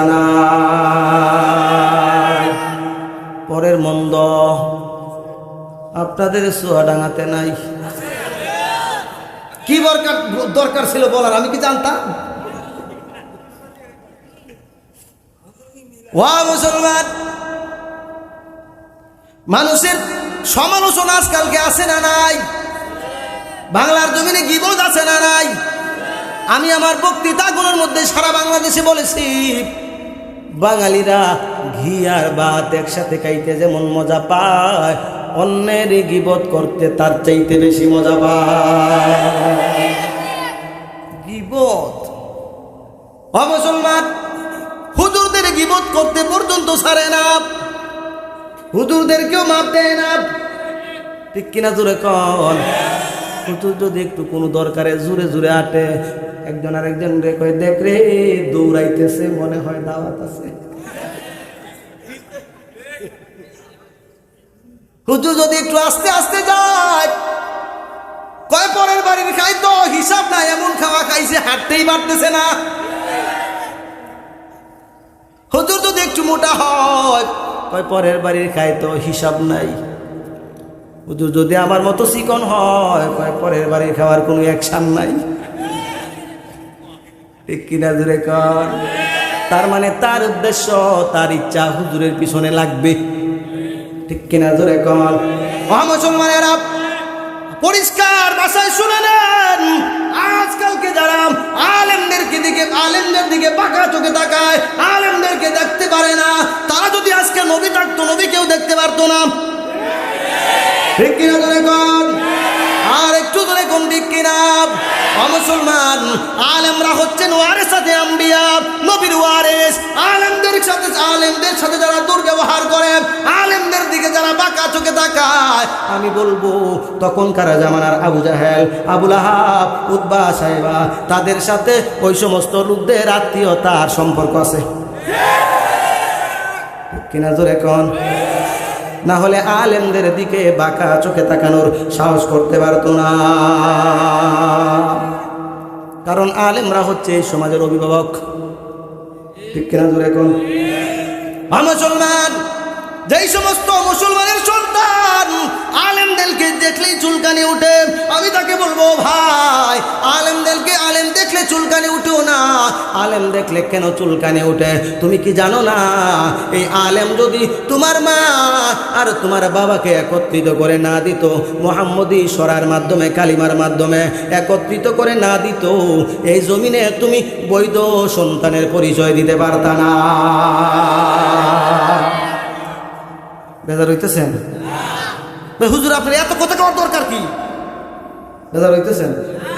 ও মুসলমান, বলতেছিলাম গীবত গীবত গীবত, আলেমদেরকেও মানুষ গীবত করে। ও মুসলমান, আলেমদের পিছে লাগার দরকার নাই, আলেমদের পিছে লাইগা এই পর্যন্ত কেউ সফল হতে পারে না। কারণ আলেমদের সাথে সম্পর্ক আছে কার? আর একটু জোরে কোনকার? রাসূল বলেছেন, ওয়ামাই ইউরিদিল্লাহু খায়রান ইউফাক্কিহু ফিদ্দিন, আল্লাহ যাকে পছন্দ করে তাকে দ্বীনের ইলম দান করে। অবশ্যই আলেমকে আল্লাহ পছন্দ করেছে, এই জন্য কোরআন হাদিসের জ্ঞান তাকে দান করেছেন। আল্লাহ নিঃসন্দেহে সে আল্লাহর পছন্দের ব্যক্তি। ঠিক কিনা জোরে কর? ও মুসলমান, এই জন্য বলি গীবত করা যাবে না। গীবত আজকালকে বাংলার জমিনে গীবত, এত গীবতের সরাসরি। ওই যে বাংলার জমিনে বিভিন্ন মোড়ে মোড়ে চায়ের দোকান হয়েছে, আমি ওগুলোকে নাম দিয়েছি চায়ের দোকান নয়, ওগুলো হলো গীবতের দোকান, গীবতের সেন্টার। ঠিক কিনা জোরে কর? কোন রকম একজনের মুখ থেকে একটা কথা লিক হইতে পারলেই চলে, কোন রকম লিক হইতে পারলেই চলে। অমুকের মুখ থেকে তমুকের মুখে, তমুকের মুখ থেকে তমুকের মুখে, তমুকের মুখ থেকে তমুকের মুখে। মুসলমান, পরের গীবত 180 মাইল বেগে চলতেছে। কিনা তোর এখন? অথচ আপনি কি করতেছেন একটু চিন্তা করেছেন নাকি? আল্লাহ রাসূল বলেছেন, মুনাফিকের আলামত হলো তিনটা। এক হাদিসে বলেছেন মুনাফিকের আলামত হলো চারটা, দুই হাদিসের মধ্যে ওই কথাটা ধরেছে। গীবত করা হলো মুনাফিকের আলামত। যেই ব্যক্তি গীবত করবে সে হলো মুনাফিক। আর মুনাফিকের জায়গা হলো আল্লাহ পাক বলেছেন ইন্নাল মুনাফিকিনা ফিদ-দারকিল আসফালি মিনান নার, ইন্নাল মুনাফিকিনা ফিদ-দারকিল আসফালি মিনান নার। মুনাফিক থাকবে জাহান্নামের সর্বনিম্ন স্তরে। ও মুসলমান,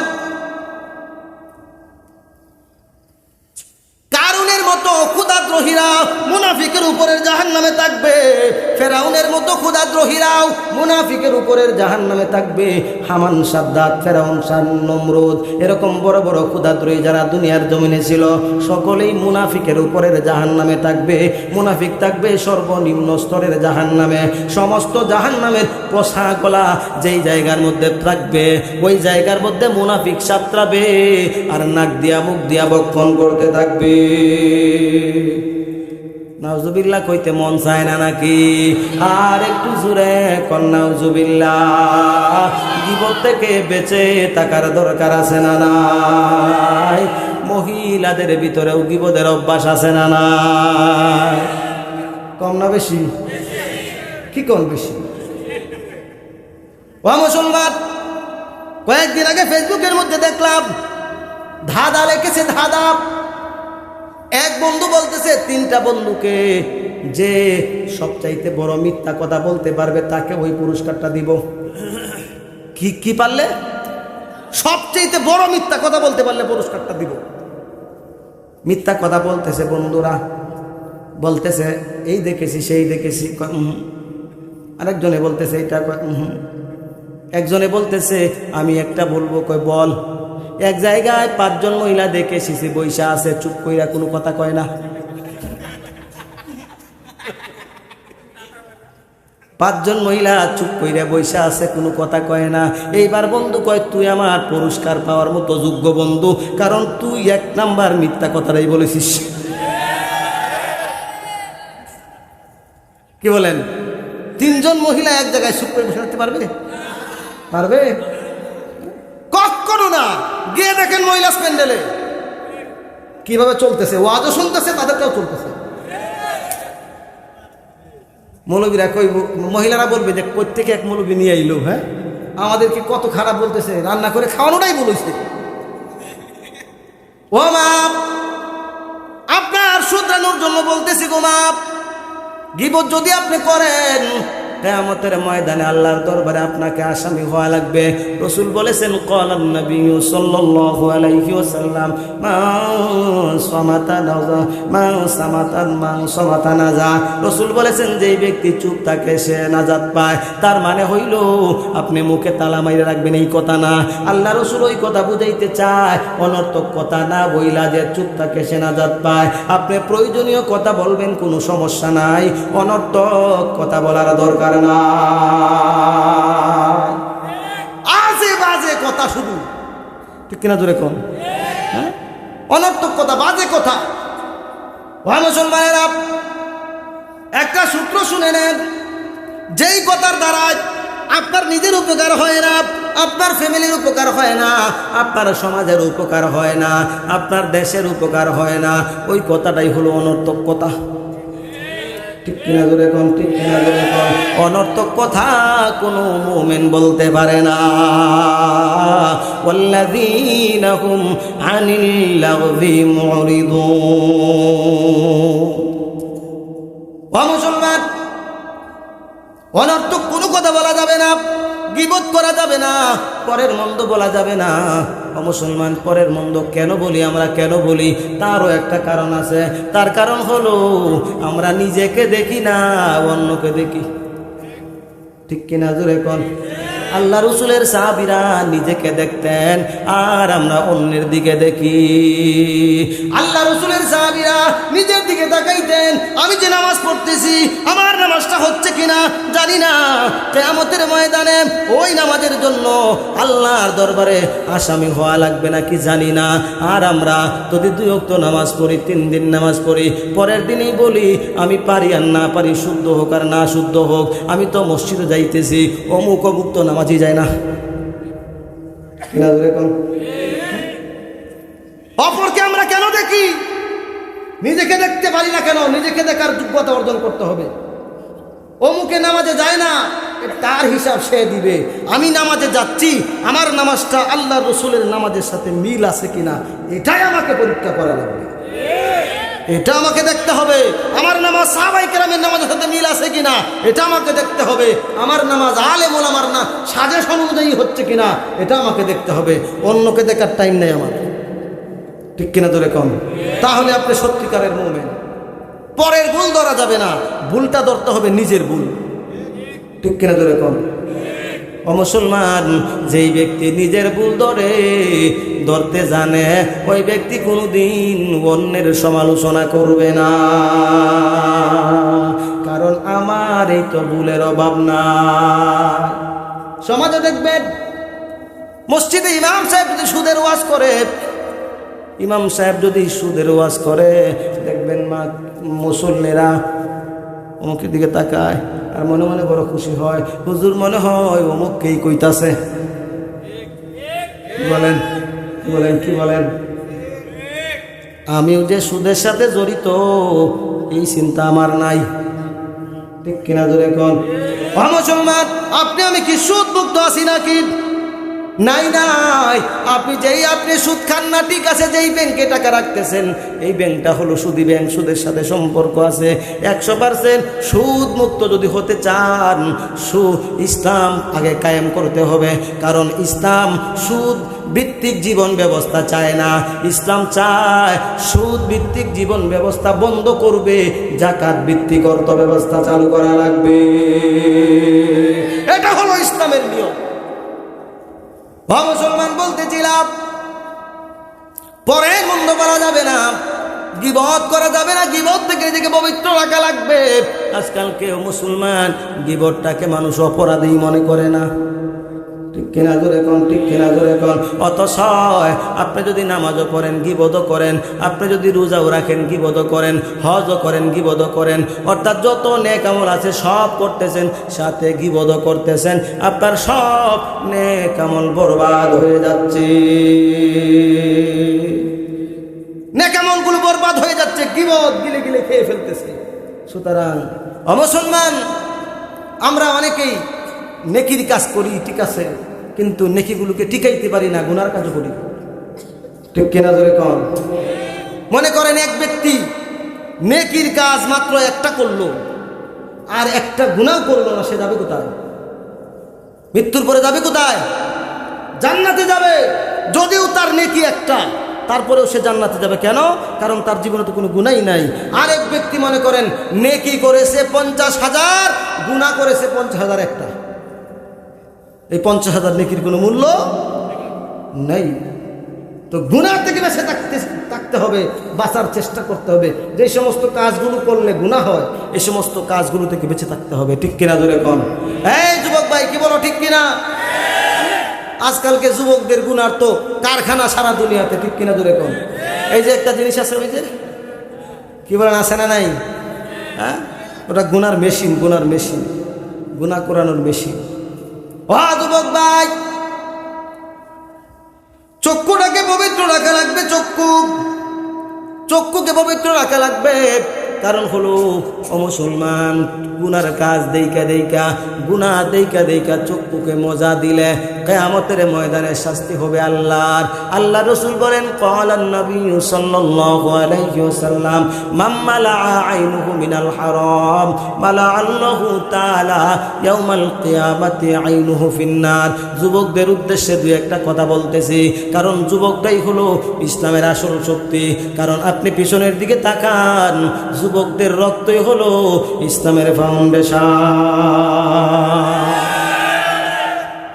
যুবকরা রক্ত না দিলে ইসলাম প্রতিষ্ঠিত হতো না, ইসলাম এত দূর আসতো না।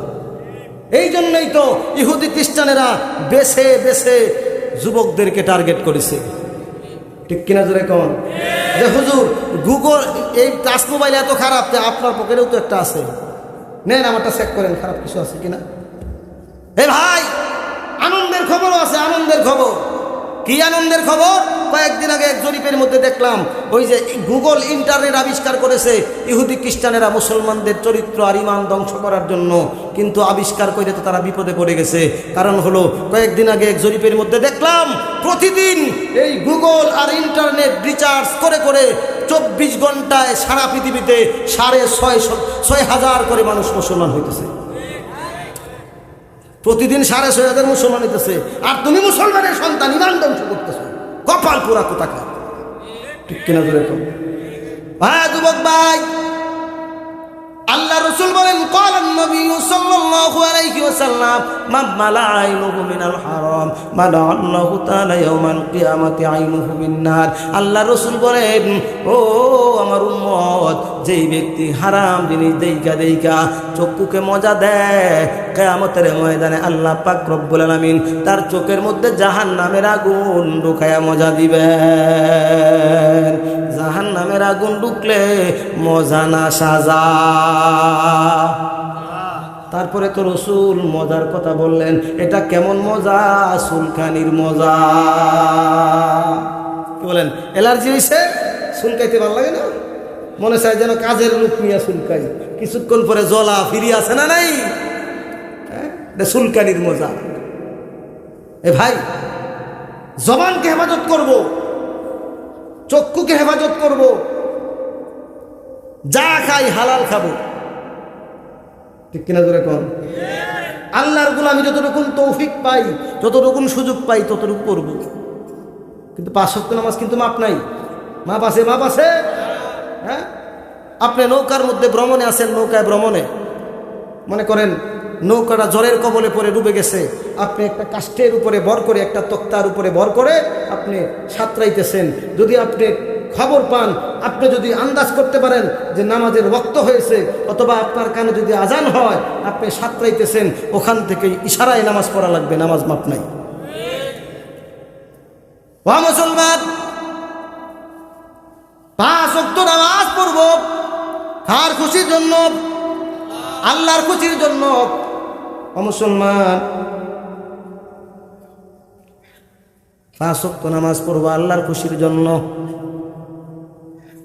সমস্ত অন্যায় থেকে বেঁচে থাকবো আল্লাহর খুশির জন্য। রাজি আছি তো ইনশাআল্লাহ? আর একটু দূরে কোন রাজি আছি তো ইনশাআল্লাহ? ও মুসলমান, আমার আলোচনার খুলাসা শেষ করতেছি। ও মুসলমান, কি বলেছিলাম? 4টা অপরাধের কথা জাহান্নামীরা বলবে। 1 নম্বর অপরাধ, মুসল্লি ছিলাম না, নামাজি ছিলাম না। আমরা ওয়াদা করেছি নামাজ পড়বো আজকে ফজর থেকে, তার মানে 1 নাম্বার দুষ্টা দূরে চলে গেল, মুসল্লি হয়ে গেছি। 2 নাম্বার, মিসকিনকে খাদ্য দিতাম না। আমরা আমাদের তৌফিক অনুযায়ী দান খয়রাত করব। কি বলেন? রাজি আছি তো ইনশাআল্লাহ? 3 নাম্বারটা, গীবত করতাম, তার মানে গীবত করা যাবে না, গীবত থেকে বেঁচে থাকা লাগবে। 4 নাম্বারটা হলো মৃত্যুকে অস্বীকার করেছি, পরকালকে অস্বীকার করেছি। মৃত্যুকে পরকালকে অস্বীকার করা যাবে না, স্বীকার করা লাগবে। যেই ব্যক্তির অন্তরে মৃত্যুর চিন্তা আছে, ওই ব্যক্তি কারো গীবত করবে না, 5 ওয়াক্ত নামাজ পড়বে, এতিম মিসকিনের হক নষ্ট করবে না। ওই 3টা কাজ ওই ব্যক্তি করবে যার ভিতরে পরকালের ভয় আছে, মৃত্যুর ভয় আছে। আর যার ভিতরে মৃত্যুর ভয় নাই, তারে সারা রাত্র ওয়াজ শুনে লাভ নাই, কারণ সূরায় শুনে না ধর্মের কাহিনী। কিনা জোরে কোন? ও মুসলমান, আমি যে আলোচনা আজকে করলাম, আল্লাহ পাক রব্বুল আলামিন আমি বলেছি, আপনারা যারা শুনেছেন, আমাদের সবাইকে আমল করার তৌফিক দান করুন। জোরে কোন আমিন। আওয়াজ করে বলুন আমিন। আমার ভাইরা, রাত্র 12টা 7 মিনিট বেজে গেছে, ফজরের নামাজ তো পড়তে হবে নাকি? আর যদি এখান থেকে আমি আপনাদেরকে 1:30টার সময় সারি, আপনারা যদি গিয়ে ঘুমান, ফজরের